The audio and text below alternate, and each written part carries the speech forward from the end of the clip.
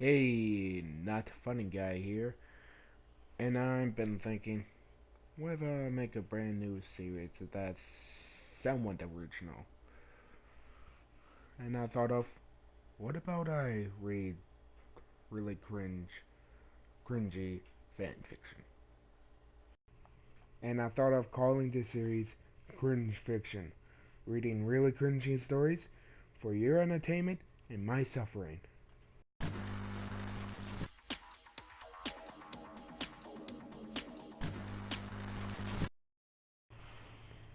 Let's start off from the first story on Avatar, The Last Airbender, one story called The Girl Next Door.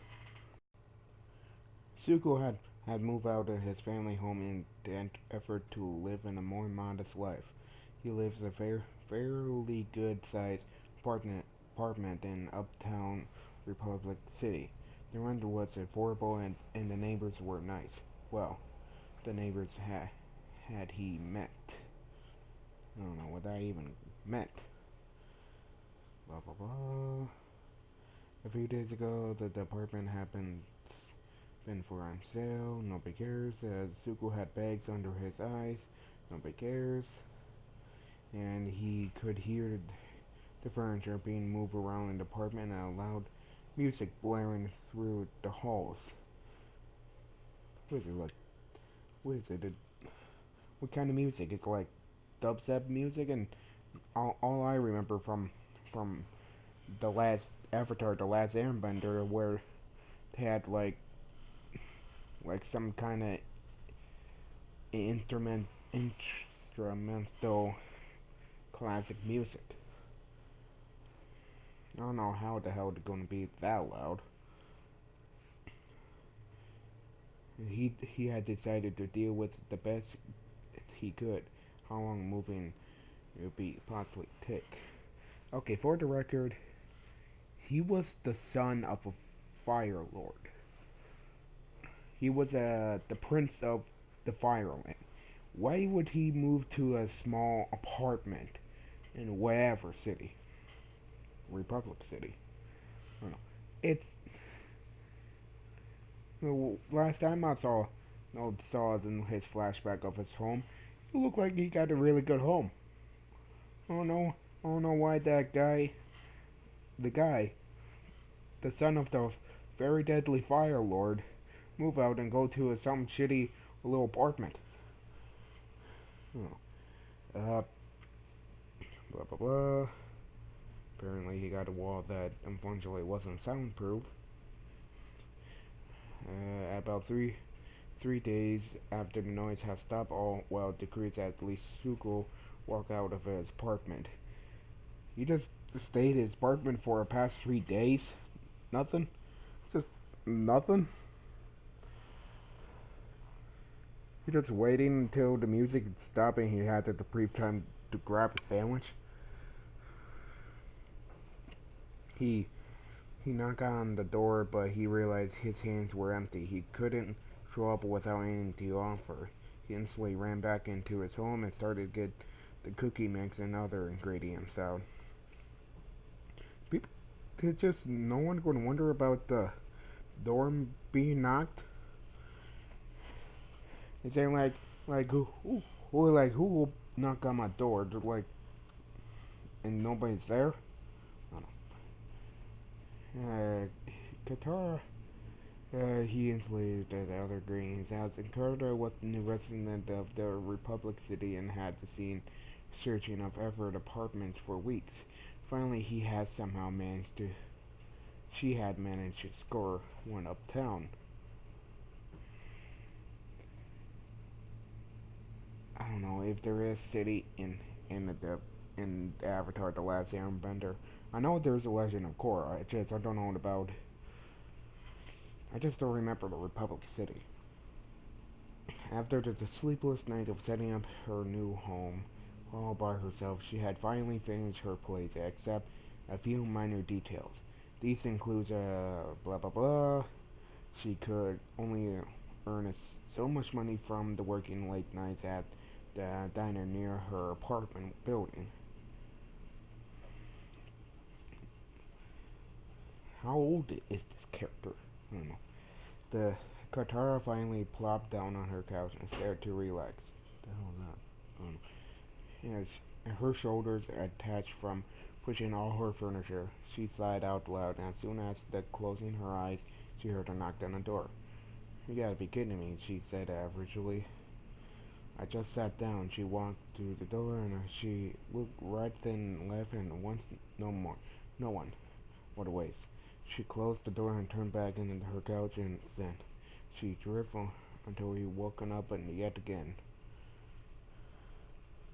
I'm not going to read the other chapters. I knew that this one was going to be great.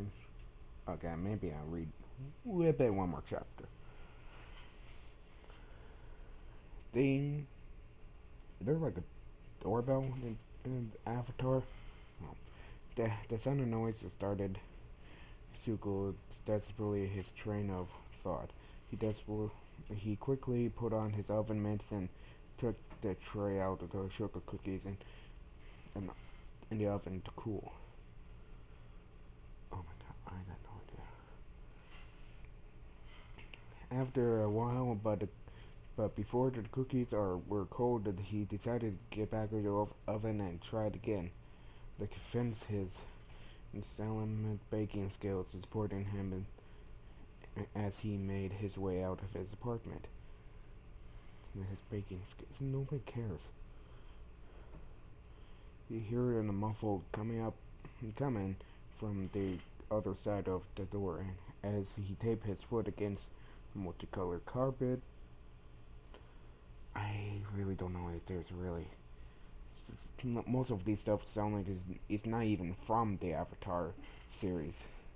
Well, before the Legend of Korra, but like the carpet or the oven, I kind of get the oven idea where it comes from, but not like the goddamn thing.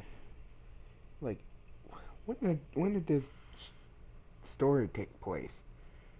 Like, it's probably it's after like after the series ended. I don't know. The next story is from the Adventure Time fan fiction, and this story called "See to Get Degrees."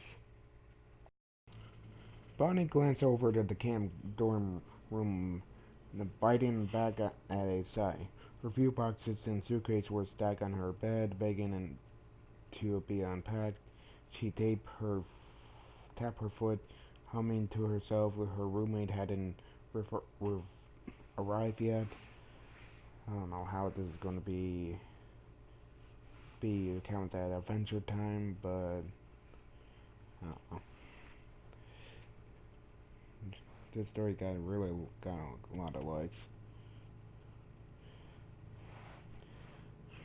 For no other reason, she decided to visit some friends instead. She shoved her dorm key into her pocket and walked out of the room, opening her phone as well as she went. Is there no cell phones? It's a long time I was watching Adventure Time, and I'm pretty sure there's certain types there's no cell phones. Bonnie, yeah, I'm set up now, so I'm coming here over for a bit. Before Bonnie shoved her phone into her coat pocket, the phone buzzed to response. Wait, where she like? Who she just talked to? I don't know. The random lady. That's a weird way to asking to come over. Most people say please. So Bonnie just hang up on her, saying like, hey, I'm coming over to your place. And that's it. And like, can I over please? I'm freezing out here. It's like -2. Are you? It's like it didn't even say she went outside, or she left her dorm room. It's like I'm freezing out here, freezing to death, and when they go through my text, they know that you're to blame. What the hell? No. and somehow the, the author give like a sad face emoji. I don't know how this is gonna be. I don't know how this character Bonnie will see that. Like, okay, fine, 3. Bonnie grinned and shoved the phone into her pocket. She hadn't been lying. It had been so cold for early September, and she hadn't even bothered to unpack up any warmer clothes. Yeah, the lady particularly leaped downstairs, and a few moments later, with a grin, she opened the door and waved at Bonnie. "Dang it, it's cold. Cold. Get in here." Bonnie nodded and followed her in. The lady was with templates and tall Korean girl and 2 weeks older than Bonnie. I thought that this was like Adventure Time. I don't know what the hell it is gonna be. Is it like when they entered our dorm room? Jake was nestling, particularly making fun of the authors. I've just some of the stories I'm gonna read is not gonna be good. The author just you probably it looked like you've probably been writing well. You've been writing well. It's just the concept or the build up of your story. It doesn't even go well. Like probably don't use the like actual numbers in while people talking or stuff. I've been writing stories and I've been avoiding like writing down numbers instead of like writing the word number, not the actual number. And probably when you did like the sad face emoji, is that's not really necessary and probably not well again not necessary. Back to the story. Also again, just keep improving. I'm not making fun of you. You just keep improving your stories. Bonnie smiled, leaving them to let that and over the lady's roommate, Bianca. What the hell is the Bianca? For high school through college. The lady had been. Nobody knows what the lady name is. So afterwards, the party of lady. The ladies. Is there an actual name of the character? That probably. She shortly after the lady had been pulled Bonnie outside and then told her she wanted to move in with Bianca University, but she didn't want to optimize person's happiness. You mean people happiness? And crushed by some shitty roommate. I'm not. That's what it said in the story. Bonnie had understood she was a top ass, but she managed properly.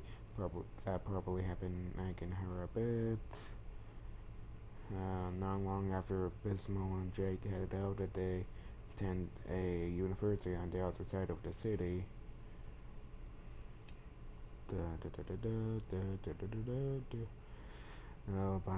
Bonnie then with her intros. I mean, sure, sorry, got distracted about something. She forced down the rest of her pasta and stood up waving goodbye to her friends. Lady sent her, and oh my god, this story's freaking boring. And another happy face emoji thing. It said like, welcome to the room of Bonnie, and the bottom, feel free to introduce yourself with a happy face. And finally, like first of all, quite an introduction. The second of all, gross. And wait, let me read that last paragraph. However, she opened the door and she was struck by the realization she had never really prepared herself to for a new romance having her tongue shoved down her big guy's throat. Okay. I thought this was going to be Adventure Time. Yes, I got the character's name. Like, two characters I probably know of. Well, I know Jake, but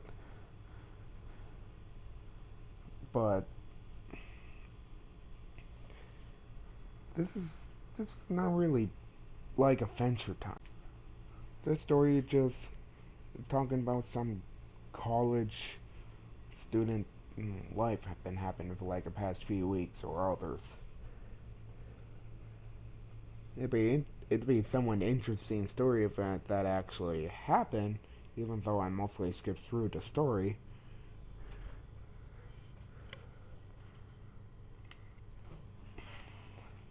But making this as a Adventure Time tag,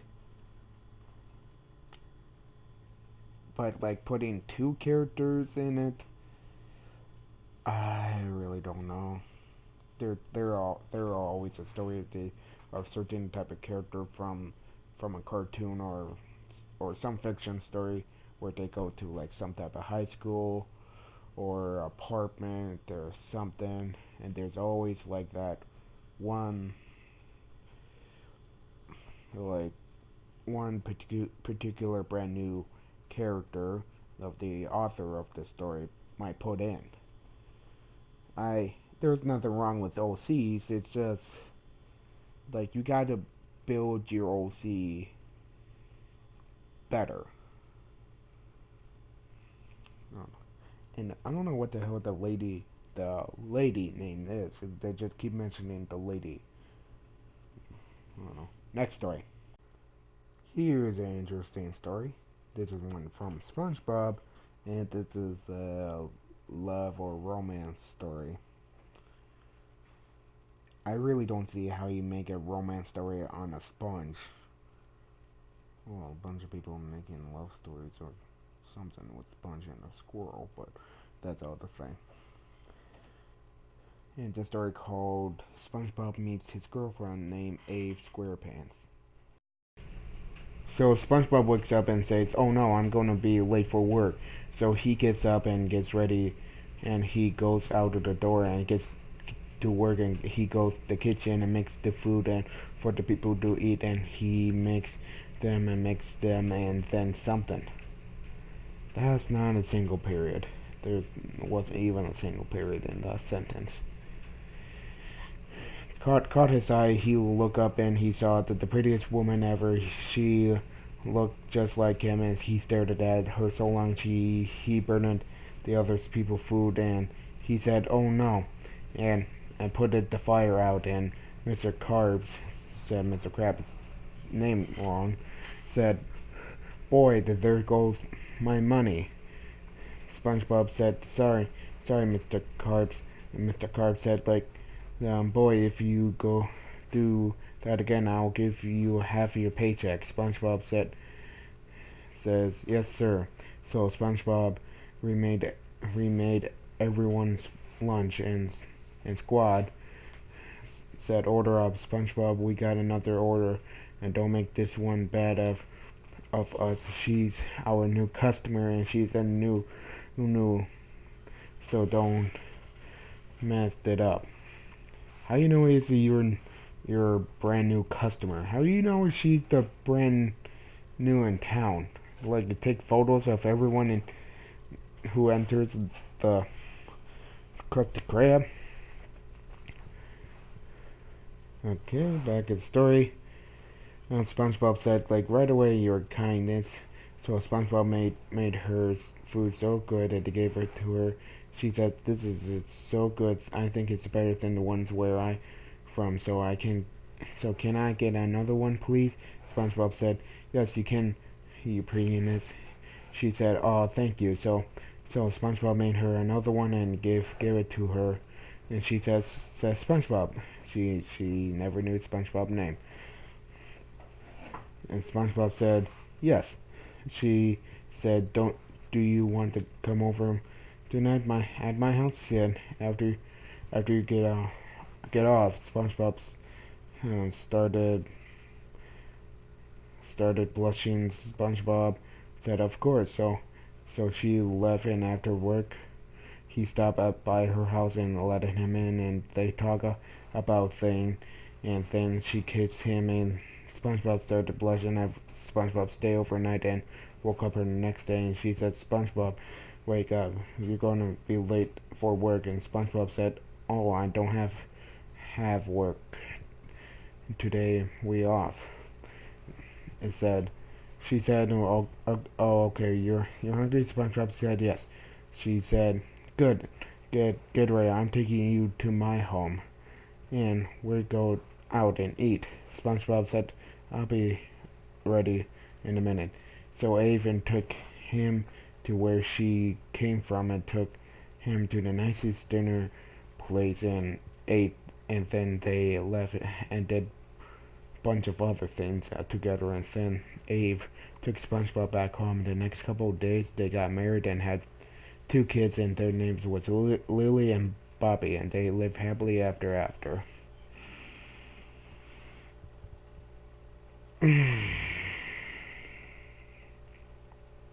There's a huge chunk of the story where was even a break. Oh my god. Oh my god. Oh my god.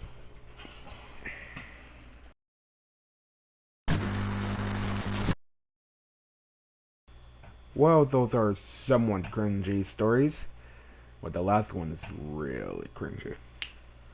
Oh, there wasn't even a period at the end. Jesus Christ. Well, this is the first episode of the Cringefiction. I hope you guys like it, and I hope I make more of these videos. See ya.